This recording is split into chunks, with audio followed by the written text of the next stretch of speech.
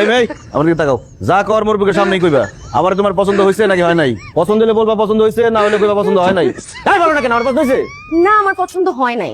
কি রে তোর কত বড় সাহস, তুই আমার সামনে আমার কইতাছস আমার পছন্দ হয় নাই? তুই চিনোস আমি কে, আমি কি করতে পারি তুই জানোস? তোর সাত কপালের ভাগ্য যে আমি তোরে দেখতে আইছি।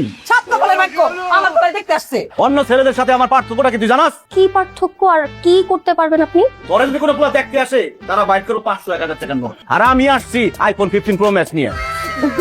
বলেন কি সত্যি? আপনি আমাকে দেখতে আসছেন সেজন্য আমাকে আইফোন 15 প্রো ম্যাক্স দিবেন? পছন্দ হয়েছে? অন্য তো প্যাকেটই বাইট করলাম না, পছন্দ হলো কেমনে? না না না, আপনাকে পছন্দ হয়েছে। ও টাকার গন্ধ শুনে পছন্দ হয়ে গেছে, আর প্যাকেটটা যদি বাইর করি তাহলে তো কবল করে ফেলাবি। এই দেখ ওরো প্যাকেটটা করে রাখলাম। আরে এই মা দেখো তো তোমার ভেন্ডি ব্যাগ রাখছে নাকি? আমার ব্যাগে হ্যাঁ? না, আমার এখানে তো খালি এই যে আমার দুটোই। তারপরে গাড়িতে রেখে গেছি। জি ভাই গাড়িতে রাখা গেছেন বলে বলে। আচ্ছা ভাই আজিজ, এত উতলা হওয়ার দরকার নাই।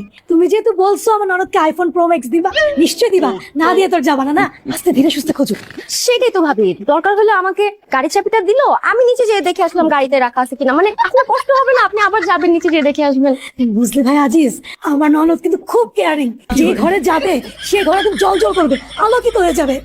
100 টাকার ভালবো তো যেই বাড়িতে লাগাবো সেই বাড়ি পুরো আলোকিত হয়ে যাইবো। এটা কোনো কথা হইলো? মেইন কথা হইলো আমার তার পছন্দ হয়েছে কিনা। ভাই তোমার পছন্দ হয়েছে আমার ননদকে? সে কিন্তু সব দিকে এক্সপার্ট। এই ভাবিরা খালি একটা সময় ননদের প্রশংসা করে, কোন সময়? এই যে বিয়ার সময়।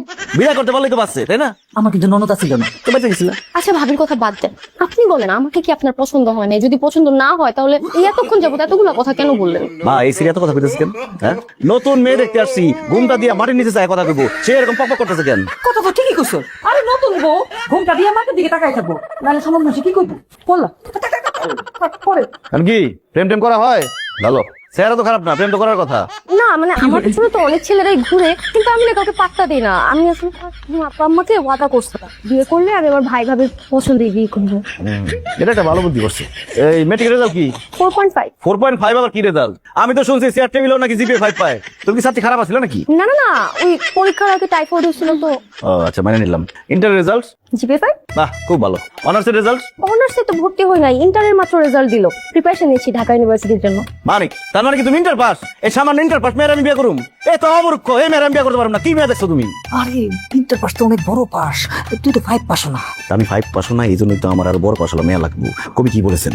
কবি বলেছেন তোমরা আমাকে একটা শিক্ষিত মা দাও, আমি তোমাকে শিক্ষিত জাতি উপহার দিব।